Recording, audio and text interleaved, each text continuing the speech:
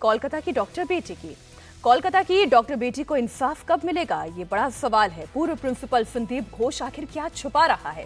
क्या lie detector test में rape murder का आरोपी संजय रॉय राज खोलेगा? सीबीआई की जांच आखिर कहां तक पहुंची और इन सारे सवालों का जवाब आपको यहां मिलेगा।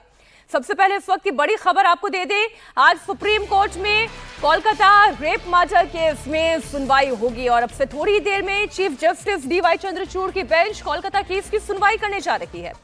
सुप्रीम कोर्ट ने खुद इस मामले का संज्ञान लिया है। वहीं आज पश्चिम बंगाल के गवर्नर भी इस मामले पर एक्शन में दिखाई दे रहे हैं। कोलकाता रेप मर्डर केस से जुड़ी हुई एक और बड़ी खबर आपको दे दें, आज कोलकाता कांड का मुख्य आरोपी संजय रॉय का पॉलीग्राफी टेस्ट होगा। सीबीआई को कोर्ट से संजय रॉय का पॉलीग्राफ टेस्ट कराने की इजाजत मिल गई है। इससे पहले संजय रॉय का साइको एनालिसिस हुआ था, साइको टेस्ट हुआ था और आज पॉलीग्राफ यानी कि लाई डिटेक्टर टेस्ट के जरिए संजय रॉय के 8 और 9 अगस्त की रात का पूरा राज उगलवाया जाएगा। वहीं आर्जिकर मेडिकल कॉलेज के पूर्व प्रिंसिपल संदीप घोष से सीबीआई आज पूछताछ करेगी। संदीप घोष से अब तक 56 घंटे से ज्यादा की पूछताछ हो चुकी है। भले ही पश्चिम बंगाल सरकार ने एक जगह से हटाकर उन्हें प्राइम पोजीशन दे दी थी, लेकिन वो अब सीबीआई के घेरे में हैं। सीबीआई को घोष के कई बयानों पर शक है, उसके कई बयानों में और स्टाफ के बयानों में विरोधाभास भी है। आरोपी संजय रॉय का आज पॉलीग्राफी टेस्ट होगा। सीबीआई कोर्ट से आज इस पर इजाजत मिल चुकी है और मंगलवार को यानी कि आज की तारीख जब इस मामले पर पॉलीग्राफी टेस्ट होना है। संजय रॉय इस पूरे मामले का मुख्य आरोपी, आर्जिकर मेडिकल कॉलेज रेप हत्याकांड मामले का आरोपी संजय रॉय, जिसका पॉलीग्राफी टेस्ट कराने की अनुमति मिल चुकी है। आपको जानकारी दे दें, पूर्व प्रिंसिपल संदीप घोष से भी आज पूछताछ होनी है। 16 अगस्त को 15 घंटे की पूछताछ हो चुकी है और 17 अगस्त को भी 13 घंटे की पूछताछ हुई थी। सबूतों को नष्ट करने का आरोप है संदीप घोष पर। इधर कोलकाता से लेकर दिल्ली तक हलचल आज बहुत तेज है। आज पश्चिम बंगाल के गवर्नर सीवी आनंद बोस, राष्ट्रपति, गृह मंत्री अमित शाह और स्वास्थ्य मंत्री जेपी नड्डा से मुलाकात करने जा रहे हैं और इस दौरान गवर्नर पश्चिम बंगाल के हालात पर अपनी पूरी रिपोर्ट देंगे। इधर डॉक्टर बेटी को इंसाफ दिलाने के लिए सीबीआई ने अपनी इन्वेस्टिगेशन को एक्सेलरेट कर दिया है। सीबीआई कोलकाता रेप कांड की जांच कई एंगल से कर रही है। इसमें आर्जिकर मेडिकल कॉलेज के पूर्व प्रिंसिपल संदीप घोष और 4 छात्रों से पूछताछ भी शामिल है। किन किन एंगल से सीबीआई आज इस मामले पर पूछताछ कर रही है वो भी आपको बता दें। सीबीआई सबसे पहले तो आज प्राइम फोकस उसका मुख्य आरोपी संजय रॉय पर रहेगा, जिसका आज पॉलीग्राफी टेस्ट होगा। कई राज बाहर आने की संभावना है। सीबीआई की जांच का दूसरा बड़ा पॉइंट रहेगा पूर्व प्रिंसिपल संजय रॉय। लड़की की डेड बॉडी मिलने के बाद संजय रॉय ने आखिर एफआईआर दर्ज कराने में देरी क्यों की? बहुत महत्वपूर्ण सवाल है। सवाल यह भी कि घर वालों को गुमराह क्यों किया गया, क्योंकि पहले तो घर वालों को यह कहा गया था कि सुसाइड कमिट किया है उनकी बेटी ने। इन सारे सवालों का जवाब ही इस केस को सुलझाने में मदद करेगा। सीबीआई आर्जिकर मेडिकल हॉस्पिटल के 4 मेडिकल स्टूडेंट से भी पूछताछ कर रही है। इन स्टूडेंट से पहले भी सीबीआई की टीम पूछताछ कर चुकी है। ये वही छात्र हैं जिन्होंने उस रात वारदात से पहले पीड़िता के साथ डिनर किया था। सीबीआई छात्रों के जरिए वारदात की रात का पूरा सच जानने की कोशिश कर रही है। सीबीआई वारदात की रात अस्पताल में ड्यूटी करने वाले गार्ड से लेकर नर्स से भी सवाल जवाब कर रही है। इसके अलावा पीड़िता के मां बाप के पास भी कल सीबीआई की टीम पहुंची थी। उनकी डेड बॉडी के पास मिली हुई वो फटी डायरी के बारे में जानकारी हासिल की थी। इसके अलावा सीबीआई की टीम को सेमिनार हॉल यानी कि क्राइम स्पॉट से भी कई सुराग मिले। हालांकि इस क्राइम स्पॉट को कैसे रिनोवेट कराने की कोशिश की गई थी, सबूतों को छिपाने की कोशिश की गई थी, इससे जुड़े हुए पूर्व प्रिंसिपल से पूछताछ जरूर की जाएगी, सवालों का जवाब जरूर तलब किया जाएगा। सीबीआई को वारदात वाली रात की सीसीटीवी फुटेज में आरोपी संजय रॉय दिखाई दिया है। उस रात उसने क्या क्या किया, सीबीआई उससे पहले यह जानना चाहती है। इसके लिए संजय रॉय का साइकोलॉजिकल टेस्ट कराया जा चुका है, जिससे उसके मेंटल और इमोशनल स्टेटस को समझने की कोशिश की गई। और सीबीआई आज संजय रॉय का पॉलीग्राफी टेस्ट कराएगी। पॉलीग्राफ टेस्ट में सीबीआई संजय रॉय के दिमाग को डिकोड करने की कोशिश करेगी।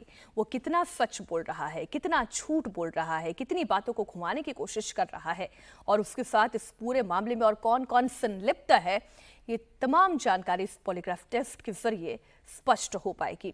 रेप और मर्डर के आरोपी संजय रॉय बार बार अपने बयान बदल रहा है, एक ही सवाल का अलग अलग तरीके से जवाब दे रहा है। संजय रॉय का पॉलीग्राफ टेस्ट इसलिए कराया जाएगा कि अब क्या सच बोल रहा है, क्या झूठ बोल रहा है और कितना सच है, कितना झूठ है, वो तमाम बातें इसी टेस्ट में क्लियर हो पाएंगी। पॉलीग्राफ टेस्ट को लाई डिटेक्टर टेस्ट भी कहा जाता है। पॉलीग्राफ टेस्ट को झूठ पकड़ने वाली मशीन कहते हैं। इसका इस्तेमाल ये पता लगाने के लिए की जाती है कि कोई व्यक्ति झूठ बोल रहा है या नहीं। जब इस टेस्ट में किसी से सवाल पूछे जाते हैं तो मशीन उस व्यक्ति की धड़कन और सांस लेने की गति को जांचती है। कई शातिर अपराधी शरीर की गतिविधियों को कंट्रोल करते हुए झूठ बोल सकते हैं और इसे आसानी से पकड़ा नहीं जा सकता। इसलिए अदालतों में सबूतों के रूप में इसे स्वीकार नहीं किया जाता है। हमारे साथ हमारे सहयोगी मनीष भट्टाचार्य इस वक्त कोलकाता से लाइव जुड़ गए हैं। हम सीधा उन्हीं के पास चलते हैं। मनीष, आज का दिन बड़ा क्रूशियल है। पॉलीग्राफ टेस्ट में बहुत सारी जो घटनाएं घटी हैं उसका सच कितना है, झूठ कितना है, वो आज के इस टेस्ट से पता चल जाएगा। हाँ बिल्कुल, देखिए खुलासे कई हो सकते हैं क्योंकि संजय रॉय से लगातार पूछताछ हो रही है। आप देखिए इस पूरे घटनाक्रम में कोलकाता पुलिस से एकमात्र अपराधी जिसको सीबीआई ने अपनी कस्टडी में लिया है वो है सिर्फ संजय रॉय। इस पूरी घटना में संजय रॉय ही एक ऐसा अपराधी दिखाया जा रहा है जो कि सीसीटीवी में दिख रहा है आते जाते। बाकी कोई भी अभी तक के ऐसा नाम सामने नहीं आया है जिसके ऊपर जांच की जा सके। तमाम थ्योरीज अलग अलग सोशल मीडियाज़ में घूम रही है, लेकिन सीबीआई हर पहलू पर जाँच करना चाह रही है क्योंकि संजय रॉय हो या संदीप घोष हो, इन लोगों से जो बातचीत की जा रही है उसमें लगातार इनके बयान बदल रहे हैं, विरोधाभास आ रहा है। यही वजह है कि पॉलीग्राफी टेस्ट कराने की सियालदा कोर्ट में सीबीआई ने मंजूरी लगाई थी और मिल भी गई है और अब पॉलीग्राफी टेस्ट में कई हद तक के चीज़ें साफ हो जाएंगी। सबसे बड़ी बात यह है कि टाइमिंग को लेकर एक बड़ी बात है कि टाइमिंग को लेकर कई चीज़ें सामने आई हैं, उसका मिलान कराना ज़रूरी है कि 8-9 अगस्त जिस रात में संजय रॉय उस अस्पताल में गया था, क्या उसको किसी ने बुलाया था। दूसरी बात यह है कि सीबीआई ये भी जानना चाहती है कि संदीप घोष जो है, जिस वक्त उसको पता लगा, जो डॉक्टर्स ने बताया कि जो डॉक्टर बेटी है उसकी मौत हो चुकी है, उस वक्त वो क्या कर रहा था, क्या उसने किसी को कॉल किया। पता यह भी लग रहा था कि उसके बाद उसने एक मीटिंग करी है, उसके बाद बहुत देर बाद उनके घर वालों को बताया गया है।